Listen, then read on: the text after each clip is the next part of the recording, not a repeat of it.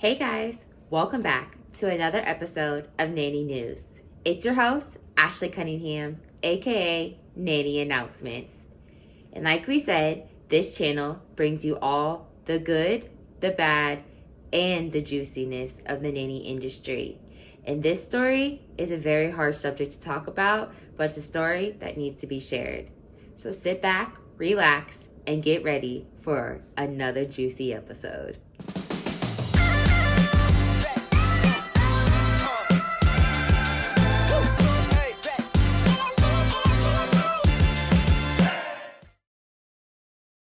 So this is my favorite part of the episode. It's sponsorship time.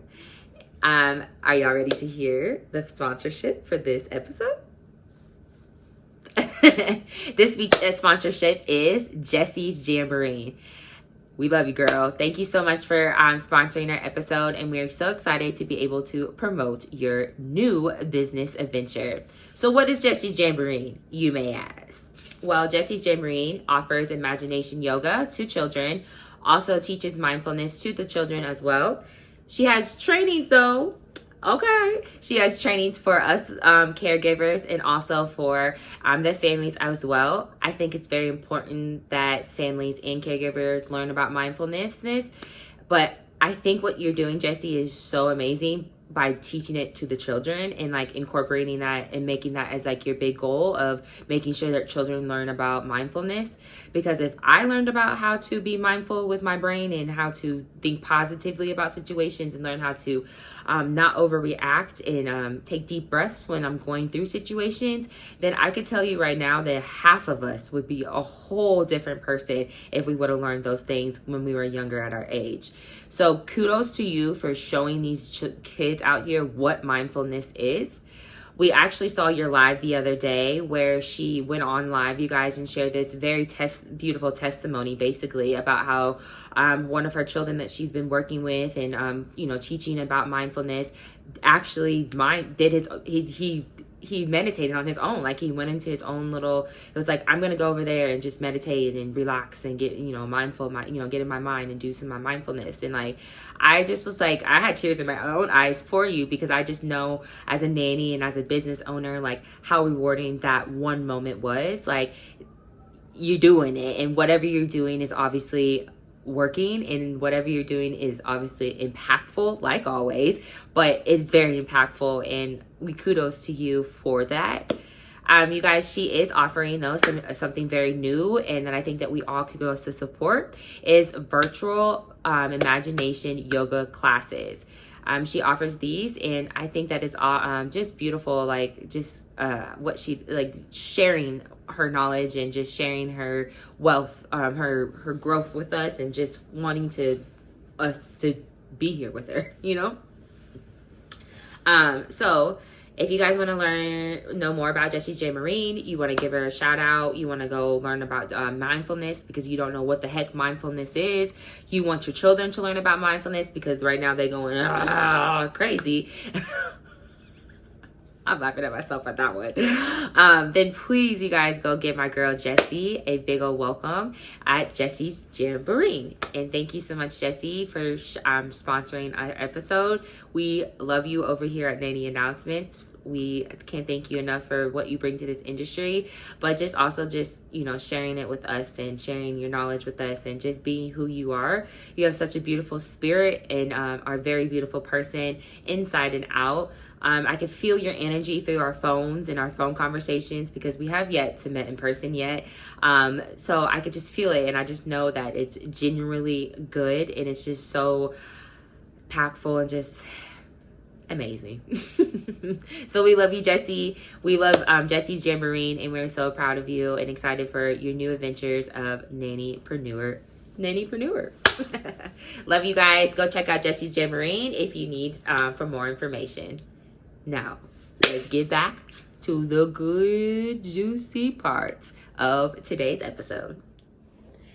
Okay, guys. So like we said, we deliver the good, the bad, and the ugly in this industry because we see it all every day in this industry, right? So this story is rather hard subject to talk about and a hard story to kind of share, but it's also very intriguing and very interesting to read about and kind of give you an eye-opener about justice system and just kind of the science about a specific topic that we all know so much about. I'm going to start with a little backstory about the story, talk about the family and the child, and then get right into it. Let's just say that this day, the particular day I'm going to be talking about, forever changed everybody's life. The nanny, the families, and the child's life. So, a backstory. This story is about a little girl. Her name is Rima, and she just turned 1 year old.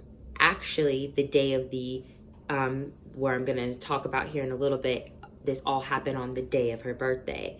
But like I said, backstory, this is about Rima. She lives in Cambridge, Massachusetts with her 2 parents.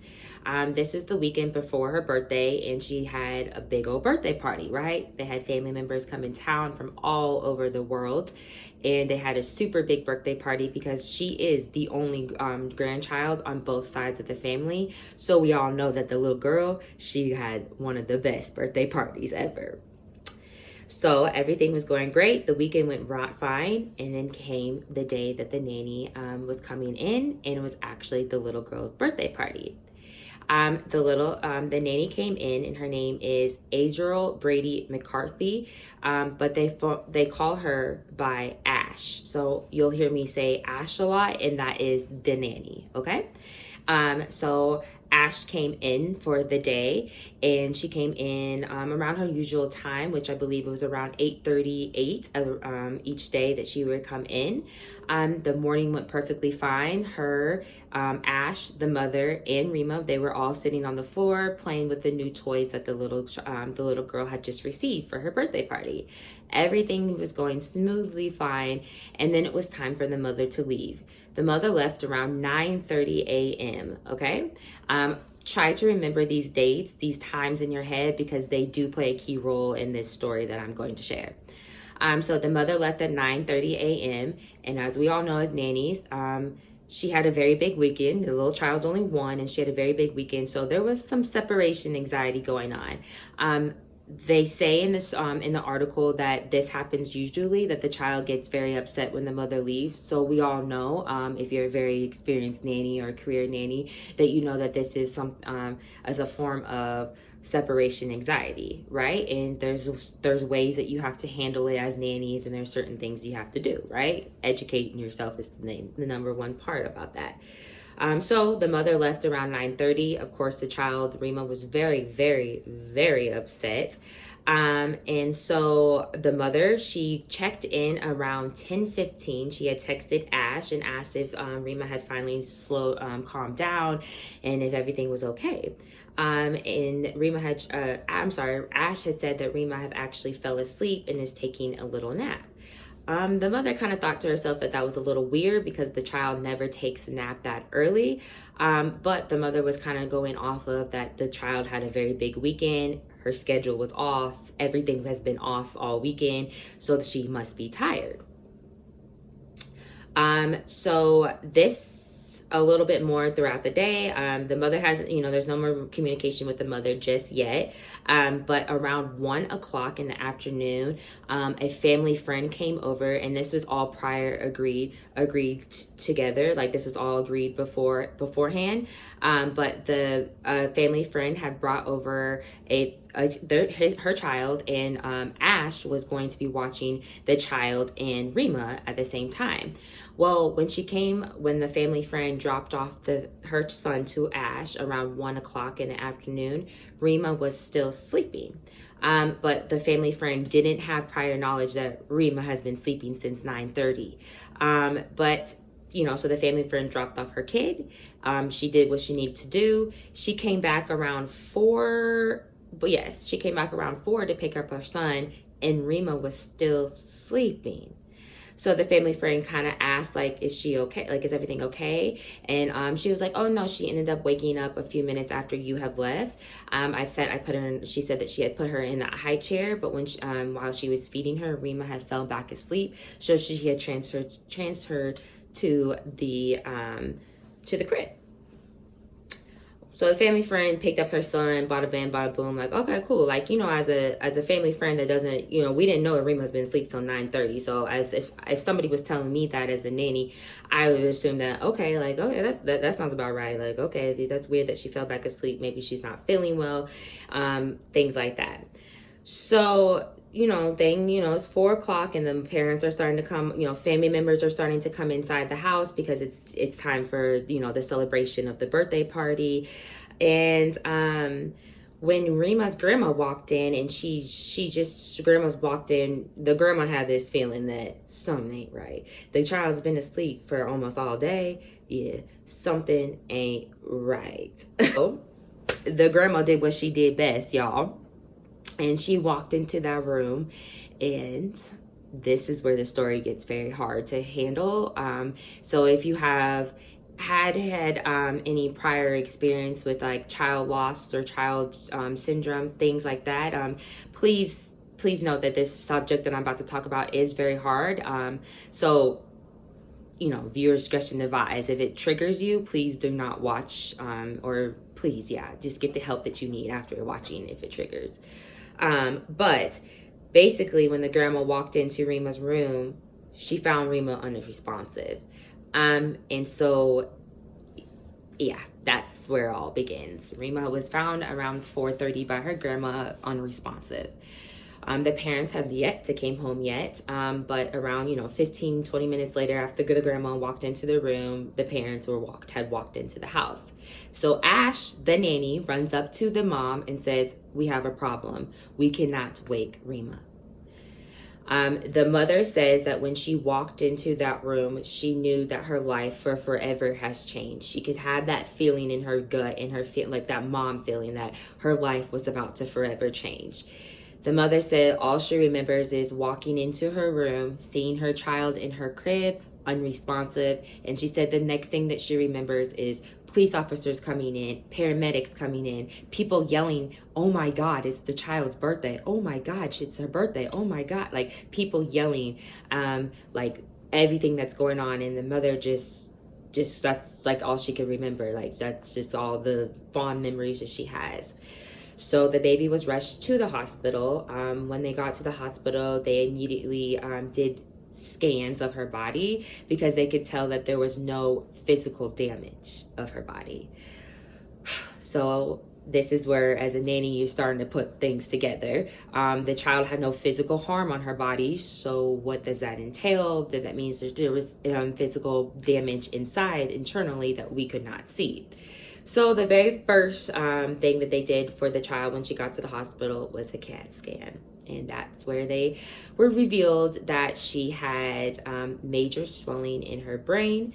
Her neck wasn't broken, but it had swelling around her neck and all into her brain to the point that it was like it was coming out of the canal.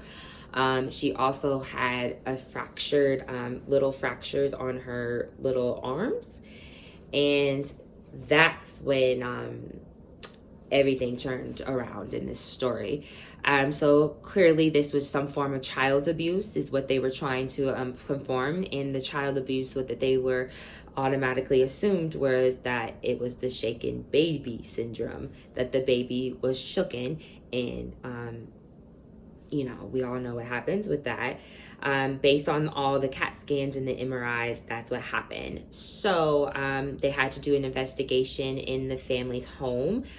Sorry if you see me looking down. There's a bunch of notes in this story, so I'm just making sure I hit all the key facts. But so the investigation started at the house. So we all know that this is now a form of child abuse. So the interrogation from the family, anybody that was associated with the child that day or present to that weekend would have to be interviewed. So everybody in the party got interviewed. The nanny got interviewed. The parents got interviewed. The house got investigated. So when the investigation was going on at the house, there were some signs of something that stood out to the investigators. There was a patch of drywall from the wall missing, kind of close to the changing table next to Rima's room. Also, they had found bloody wipes, a few bloody wipes, and they also found a little blood on a onesie that Rima was wearing, but when she was found, it wasn't on her. So that all came, you know, red flags. So that and started the investigation with the nanny, because the nanny Ash was the last person obviously in that Rima was in custody of. So she's going to be the main one that obviously gets interrogation along with her parents. So they go to Rima and they go to Ash and they ask, you know, the nanny exactly what happened. The nanny stated that Rima was cranky, but that was usual. Like I said, she had separation anxiety, so every time the mother left, she was cranky. She was put down for a nap around 10:15 because she was whiny. That's what the nanny said, because she was whiny. Then woke up around 1, was put in a high chair and ate 2 spoonfuls of food and held her bottle and made eye contact with Ash. Her name isn't Ashley, but Ash stepped away. Not sure where she stepped to, not sure what she was doing, but she had stepped away, left the room, but the child was in the high chair. So we all know that it wasn't in that, the incident didn't happen there. But the child, when she came back, she had stated that the child, as she left for a brief moment, and the child was still drinking her bottle in the high chair. When she came back, she noticed that the child's had fallen asleep and the head was down, and her eyes looked heavy. So she took her back to the crib and that's where she was found until around 4:30 when the grandma came in. The nanny did state that she did go in and check on the baby and everything. She said she checked on the baby around 2:30 and again at 4, but there was no signs of distress. She denied anything that happening to her that was trauma. The key part about this whole investigation was that the nanny had a visa and the nanny's visa was getting ready to expire. So they had to act very quickly on this and come up with, find evidence to charge this nanny, because they knew at the end of the day that the nanny, based on the parents' stories, that the nanny was going to be sole responsibility of this incident of the child being unresponsive. So they charged the nanny with assault and battery and held on a bond. The family was in shock that like somebody they trusted so bad would do something to their kid. And so they wanted to find the real truth about this. Like, they just couldn't believe that their nanny did this. They had their nanny's back, kind of, you guys. So that's cool. Like, they had the nanny's back saying that, no, I just don't think my nanny would do something like this. So of course, the autopsy had to be done, because Rima was declared brain dead and passed away. So autopsy was done, and it did show that she had blunt force trauma to her head. Force trauma to her head. Then this is where the story kind of took, took to national news, all these things. So they interviewed the upstairs nanny. Obviously this is part of the investigation, and this is what they used the nanny's, the upstairs nanny's basically evidence to charge the nanny. So the upstairs neighbor said that Rima was screaming and crying around the time the mother left for work. Their screaming was so extreme that she went down there knocking on the door and could hear the baby gasping for air in between each cry. She would make sure that she knocked in between each cry so that the nanny could hear the knock, but the door was never answered. The door never answered. The neighbor had to go back upstairs because she obviously was in a work call and she had to get on a call. She said that her call lasted for about 20 minutes, and within that 20 minutes, the crying had stopped. So based on that, and based on the evidence in the apartment with the bloody blood, the bloody wipes and all that, the nanny was charged with battery and assault. Now, this is where the story gets very twisty, very juicy, very like, what? So this all started, this happened in 2012. And the trial didn't start until 2015, 3 years after the incident. The nanny had hired nine. I'm sorry, I'm over here holding up hired 9 different examiners to handle this case and to reevaluate what happened. Well, right before the trial started, the trial ended. The trial never started, and then because the nanny was not charged with assault or battery anymore. The nanny was off the hook. 3 years after this incident, one day before the trial started, and the nanny mysteriously is done. She got free. That's because she hired 9 different examiners, and in between that, those 9 examiners have come to find out that there was more cause than what they had originally considered it as, which was this shaken baby syndrome. They had said that there was other health issues that Rima had prior to that had caused her death. Some of that would be a blood type disorder, which Rima did go get tested for. And yes, the doctor stated that she is low on iron deficiency, but it wasn't anything too serious for them to take action on. So that's on her medical records. They also stated that the cause of death, each 9 examiners had different causes of death. Not one of them said it was a shaken baby syndrome. One of them said it was a cardiac arrest. One of them says choking. Another one says vomiting. Another says a blood clot from an infection in her middle ear, because she had an ear problem a couple weeks prior. One of them said she had a stroke. Another one said a short fall from a bed, and another one said various rares of inflammatory diseases.